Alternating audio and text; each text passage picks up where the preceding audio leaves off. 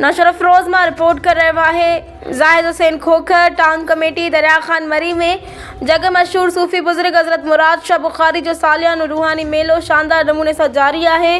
मेले दौरान अक़ीदतमंदनि जे वॾे अंग में शिरकत, जिते ज़ाइरीन इबादत, दुआ ऐं सक़ाफ़ती सरगर्मियुनि में भरपूर हिस्सो वठी रहिया आहिनि। अॼु मेले जी ख़ासि तक़रीब दौरान पाकिस्तान पीपल्स पार्टी तालिका नौशर अफरोज़ जे general secretary, home minister Ziaul Hassan Lanjar जो कोऑर्डिनेटर ऐं यूसी मिस्र जे वाह जे चेयरमैन रईस सादात अली ॾारी जे मेले में शानदार एंट्री थी दुल्हन ऐं शहनाइनि सां वालिहाना इस्तक़बाल कयो वियो।